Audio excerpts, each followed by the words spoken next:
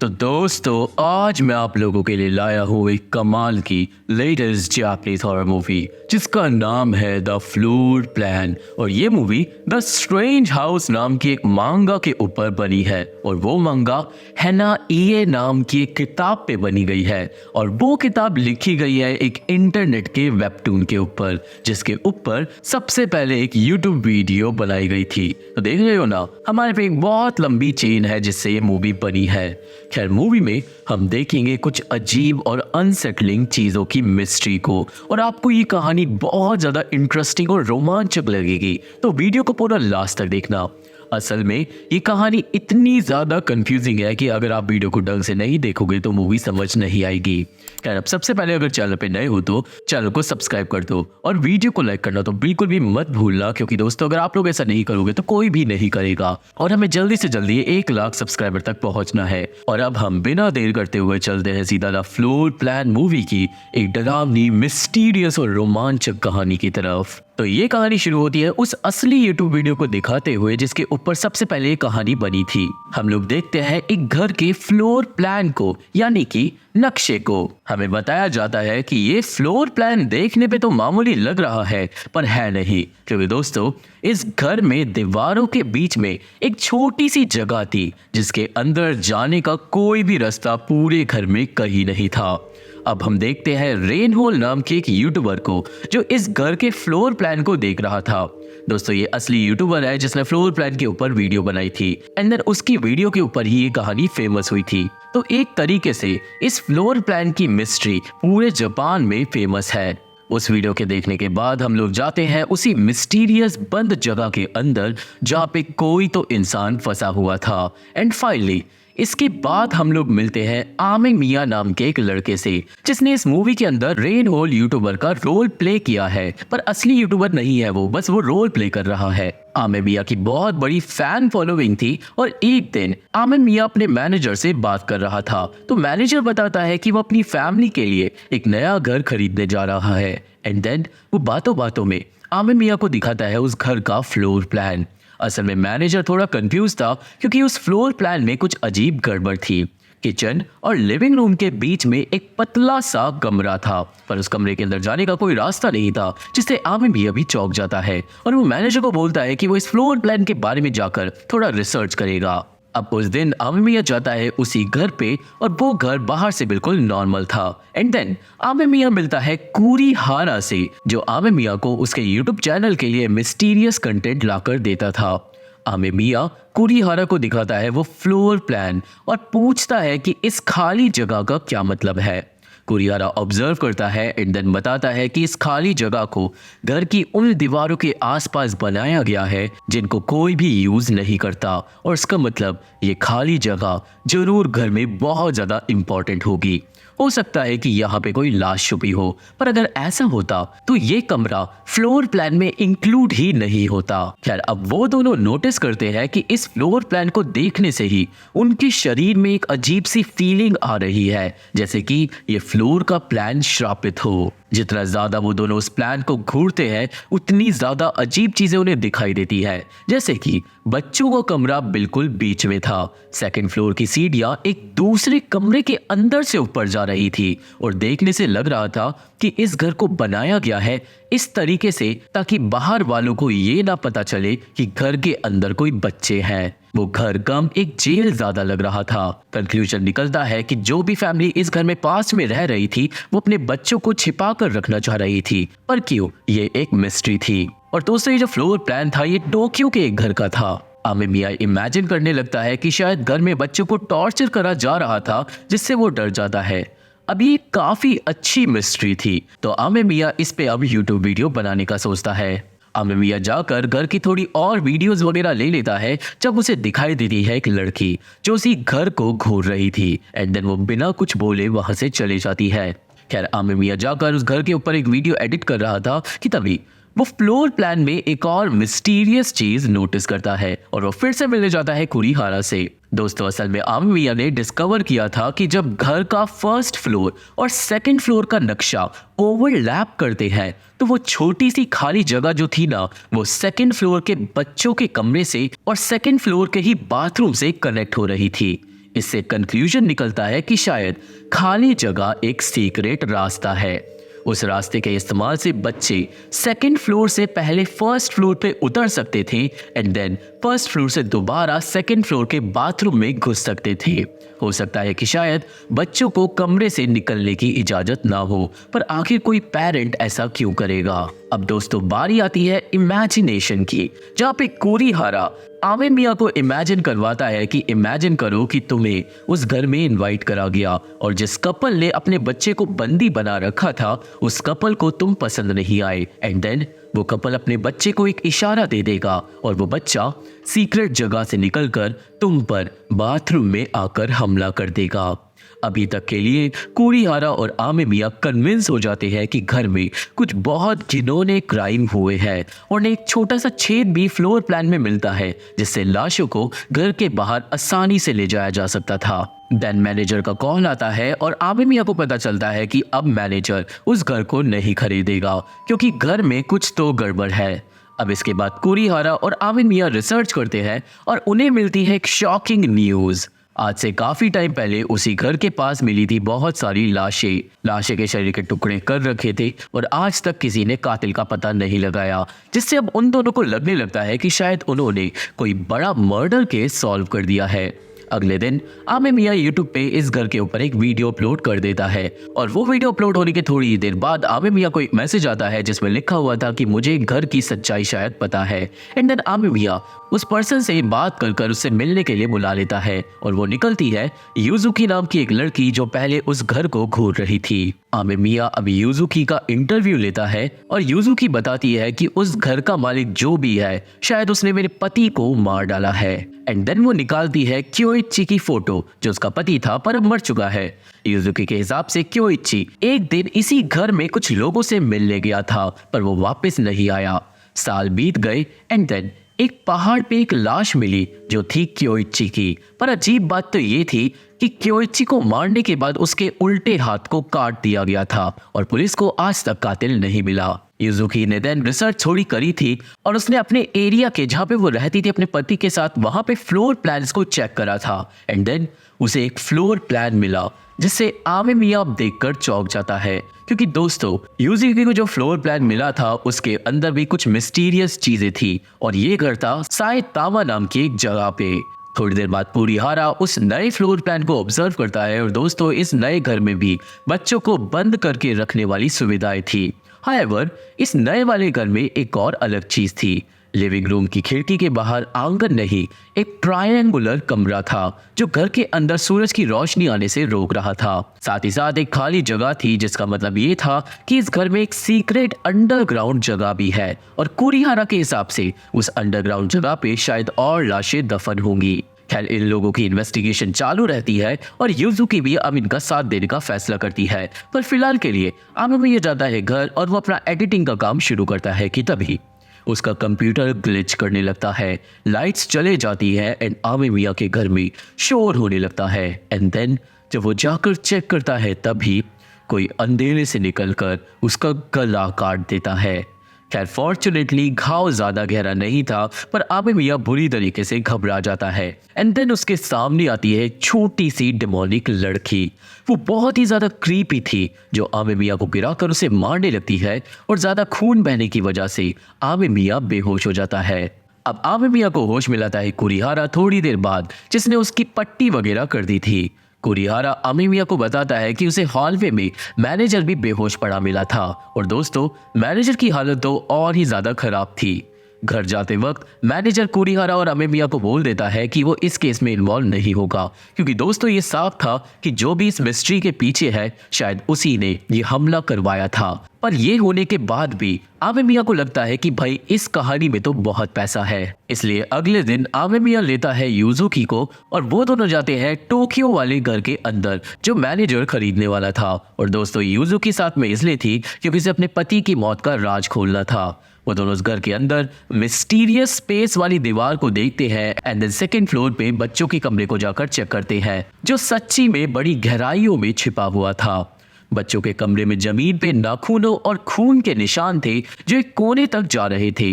And जैसा कि कुरिहारा ने अंदाजा लगाया था, उस कोने में था एक छोटा सा छिपा हुआ रास्ता जो जरूर पहले फर्स्ट फ्लोर पे ले जाएगा और फिर सेकंड फ्लोर के बाथरूम में। अब तभी कॉल आता है कुरिहारा का, जिसने थोड़ी और रिसर्च करी थी क्योइची के बारे में। और दोस्तों अब खुलता है एक बड़ा राज, क्योंकि कुरिहारा को पता चलता है कि क्योइची की तो कोई बीवी थी ही नहीं, और इसका मतलब यूजुकी ने जो कहानी बताई वो झूठ थी।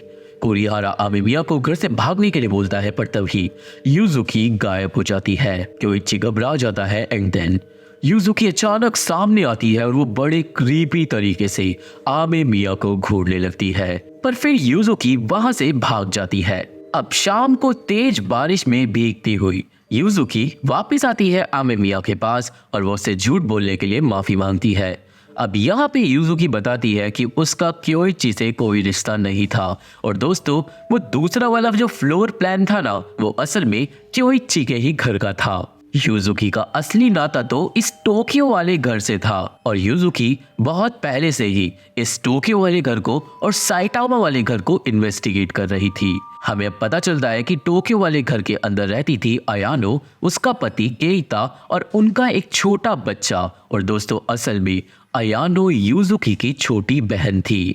यूजुकी बताती है कि असल में इस घर का सच बहुत ज्यादा डरावना है, और उसे डर था कि अगर वो सच बता देगी तो आमेमिया उससे मिलने से ही मना कर देगा। अब यूजुकी अपनी कहानी बताती है और हमें पता चलता है कि यूजुकी की फैमिली में वो, अयानो और उसके मम्मी पापा थे। सब कुछ नॉर्मल था, पर एक दिन पापा की डेथ हो गई एक एक्सीडेंट में, एंड उसी सेम टाइम पे अयानो घर से गायब हो गई थी। यूजुकी की मां ने अयानो को अपनी बेटी बताने से ही मना कर दिया था, और उसके बाद सेइजी नाम का एक आदमी यूजुकी के घर डेली आने लगा था। डर के मारे यूजुकी ने अपना घर छोड़ दिया था, और जब से ही वो अकेली रह रही है। पर यूजुकी बताती है कि अब 6 महीने पहले अयानो का कॉल आया था और वो उससे मिलने गई थी। अयानो ने केइता से शादी कर ली थी और उन दोनों पे बच्चा भी था। अब उस दिन यूजुकी अयानो से जब बात कर रही थी, तभी एक गाड़ी को देखकर अयानो डर गई थी और वो अपनी फैमिली के साथ भाग गई थी उसी गाड़ी के अंदर। पर जाने से पहले अयानो ने 2 घरों के एड्रेसेस को दिया था यूजुकी को, और दोस्तों ये वही एड्रेस थे जिनके घरों के फ्लोर प्लान को अब इन्वेस्टिगेट किया जा रहा है। हमें पता चलता है कि उन दोनों ही घरों को यूजुकी की बहन ने ही बनवाया था, और वो साइटामा से टोक्यो वाले घर में कुछ टाइम पहले शिफ्ट हो गई थी, और शायद इसलिए उसने 2 घर बनाए थे क्योंकि उसे शिफ्ट होना था। यूजुकी के हिसाब से 6 महीनों से उसका कोई पीछा कर रहा है, और इसलिए वो मदद के लिए आमेमिया के पास आई थी। ये सब सुन के अब आमेमिया बताता है कि उसने टोक्यो वाले घर की पड़ोसन से बात करी थी, और पड़ोसन ने एक दिन उस घर के बेडरूम में एक लड़की के भूत को देखा था, वो भी उसी टाइम पे जब अयानो वहां पर रहा करती थी। उस भूत की फोटो भी आमेमिया को मिल गई थी, पर अब जब वो उसको एडिट कर ब्राइटनेस बढ़ाता है तो उसके होश उड़ जाते हैं, क्योंकि दोस्तों वो कोई भूत नहीं, वो ही क्रीपी लड़की थी जिसने आमेमिया पे जानलेवा हमला किया था। अब यूजुकी और आमेमिया जाते हैं कुरिहारा के पास और उसे दिखाते हैं उस क्रीपी लड़की की फोटो, जिससे कुरिहारा ऑब्जर्व करता है और बताता है कि ये लड़की नहीं है, एक लड़का है जिसने चुड़ैल वाला मास्क लगा रखा है। हमें फाइनली पता चलता है कि यूजुकी की बहन पे 2 बच्चे थे, एक छोटी लड़की जो बेबी थी और 6 महीने पहले उसे यूजुकी ने देखा था, और एक लड़का जो अगर होगा तो पक्का एलिमेंट्री स्कूल वाली एज का होगा, और शायद इसी लड़के को अयानो और केइता बंद कर रखते थे। खैर दोस्तों ये मिस्ट्री कुरिहारा और ज्यादा कंफ्यूजिंग बना देता है, और एंड में कंक्लूजन निकालता है कि यूजुकी की बहन और उसका पति सीरियल किलर होंगे, पर यूजुकी इस बात को नहीं मानती। यूजुकी बताती है कि हमें पहले मेरी बहन को ढूंढना होगा, और शायद यूजुकी के दादा दादी के घर पे उन्हें कोई सबूत मिल पाए, क्योंकि यूजुकी रिमेम्बर करती है कि जब वो छोटी थी और दादा दादी के पास जाती थी तो दादा दादी का घर भी बहुत ज्यादा अजीब तरीके से बना हुआ था। अब यूजुकी की मेमोरी से उसके दादा दादी के घर का एक नक्शा तैयार कर लिया जाता है, जो काफी अजीब था क्योंकि घर को राइट और लेफ्ट हिस्सों में बांट रखा था, और घर में एक भी खिड़की नहीं थी। और अगर इस घर की मिस्ट्री को शायद कोई जानता हो तो वो होगी यूजुकी की माँ योशिए। अब वो तीनों मिलने जाते हैं योशिए से, जो अपनी बेटी को देखकर खुश थी, पर जब यूजुकी अयानो के बारे में पूछती है तो योशिए उसे कुछ भी नहीं बताती, और वो दादा दादी का नाम सुनकर तो बिल्कुल ही चुप हो जाती है।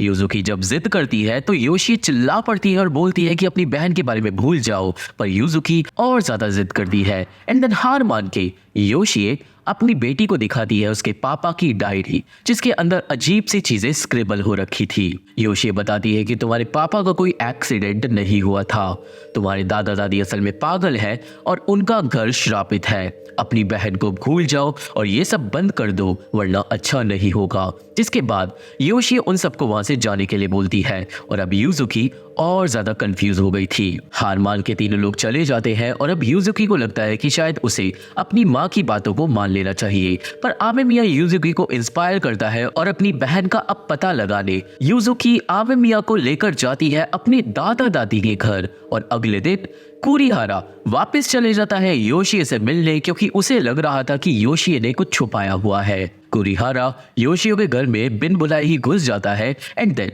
उसे वहां पर मिल जाता है वो चुड़ैल वाला मास्क जो योशी ने छिपा रखा था। कुरिहारा जान गया था कि योशी सारी सच्चाई जानती है, पर इससे पहले योशी कुरिहारा को सच बता पाती, सीन चले जाता है आमेमिया और यूजुकी पे, जो पहुंच गए थे दादा दादी के घर। वो दोनों अब उस घर के अंदर घुस जाते हैं जो खाली लग रहा था और आमेमिया सारी चीजें रिकॉर्ड करता है। पूरे घर में कोई भी नहीं था, जो कि बहुत अजीब है। एंड कॉरिडोर के लास्ट में बुद्धा की आल्टर थी।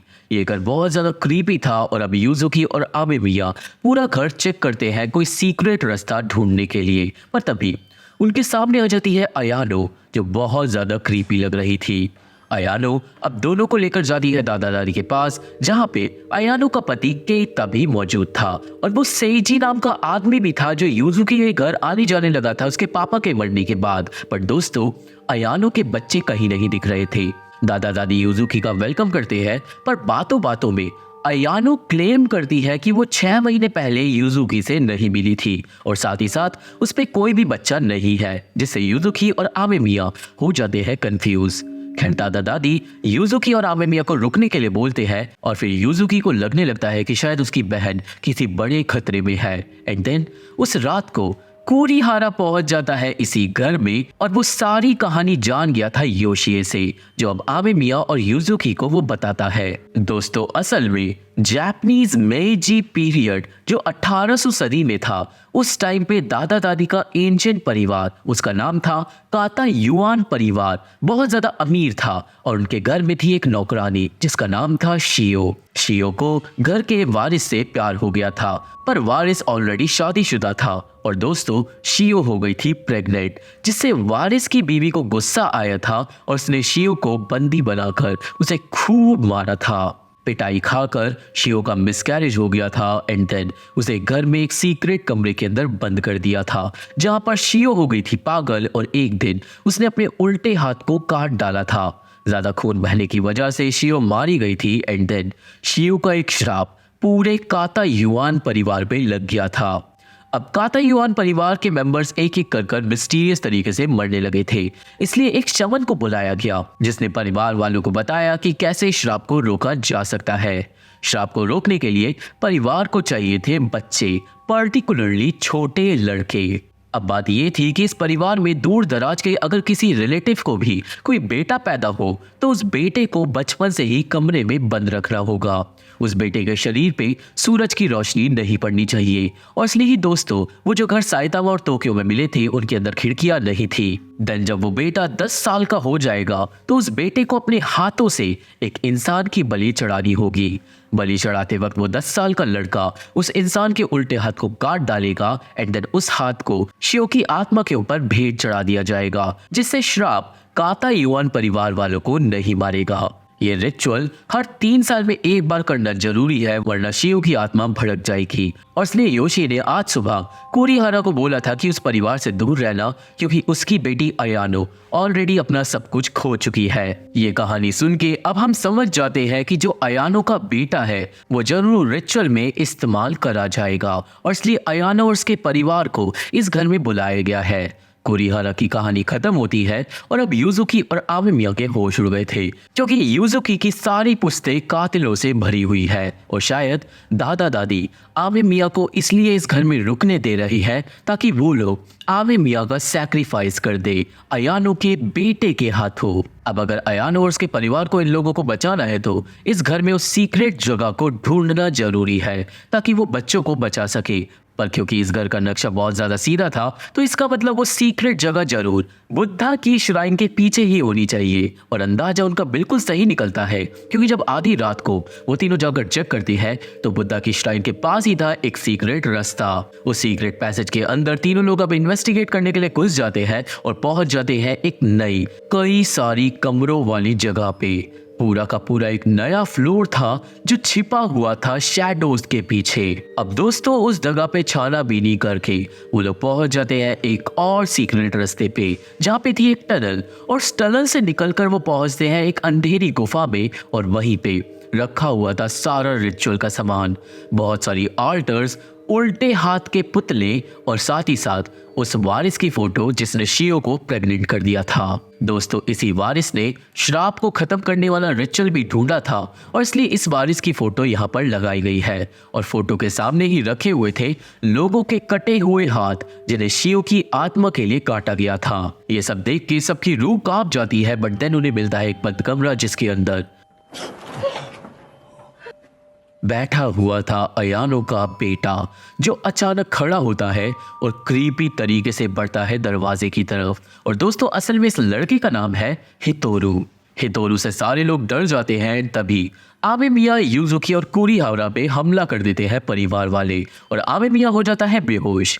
अब जब आमेमिया को होश आता है तो उसे और उसके दोस्तों को एक कमरे में बंद कर दिया गया था, पर वहां पे ऑलरेडी कैद थे अयानो और केइता, जिससे अब हमें पता चलेगी उनकी साइड की कहानी। दोस्तों असल में अयानो और केइता को स्कूल टाइम पे ही प्यार हो गया था, पर यह बात अयानो के घर वालों को पता चल गई थी और वो लोग जानते थे कि अगर अयानो ने शादी कर ली और उसे बेटा हो गया तो दादा दादी उन्हें नहीं छोड़ने वाले। अयानो को इसलिए केइता से ब्रेकअप करना पड़ा था, पर बाद में केइता और अयानो दोनों गए थे दादा दादी के पास और उन्होंने दादा दादी से शादी की परमिशन ली थी और साथ ही साथ वादा करा था कि वो लोग रिचुअल में भी हेल्प करेंगे। यही रीजन है कि जब यूजुकी का पापा मरा था, या फिर हो सकता है कि यूजुकी के पापा को दादा दादी ने ही मरवा दिया हो, तो इसलिए ही अयानो ने घर छोड़ दिया था। और योशी इसलिए ही बोला करती थी कि अयानो अब उसकी बेटी नहीं है। खैर दादा दादी ने ऑलरेडी एक छोटे बच्चे को उस टाइम पे कमरे में बंद कर रखा था। वो लड़का अयानो का बेटा तो नहीं था, पर उस लड़के को किडनैप कर लाया गया था किसी दूर के रिश्तेदार से। देन दादा दादी ने उस लड़के को अयानो और केइता को सौंप दिया था 10 साल तक के लिए, ताकि वो उसे पाल पोस कर बड़ा कर सके।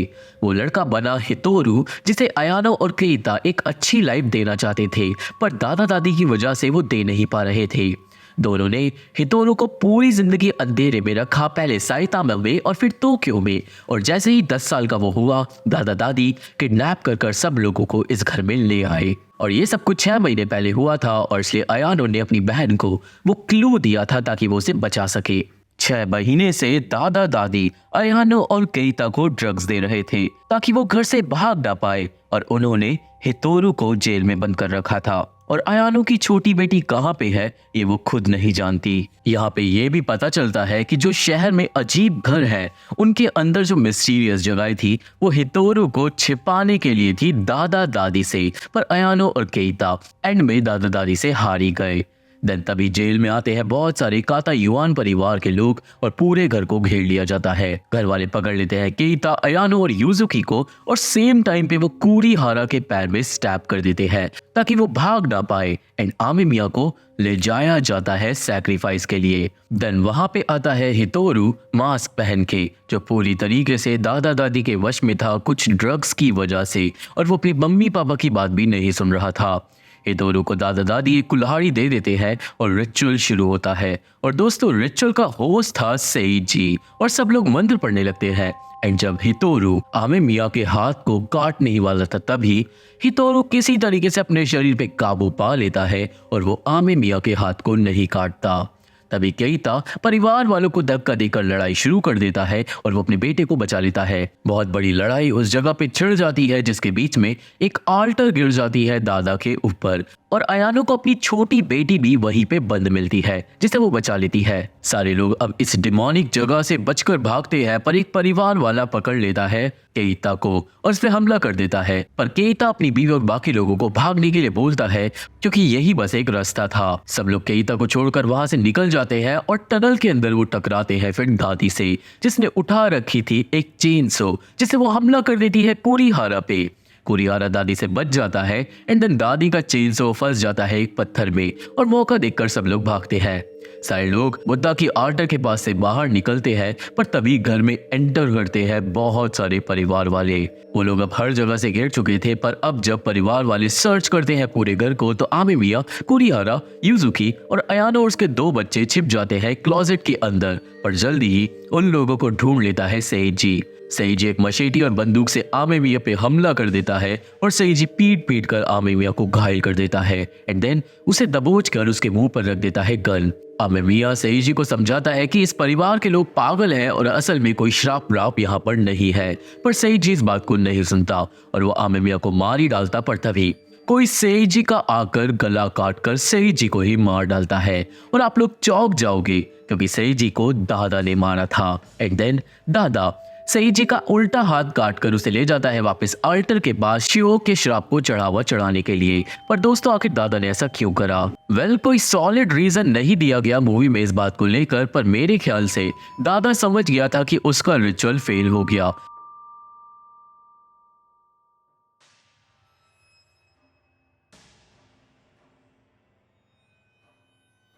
श्राप को कम से कम किसी का हाथ तो मिले। खैर ऐसा होते ही सारे लोग घर से भाग जाते हैं जंगल में और जैसे ही वो रोड पे पहुंचते हैं उन्हें मिल जाती है योशी, जो अपनी बेटियों को बचाने आ रही थी।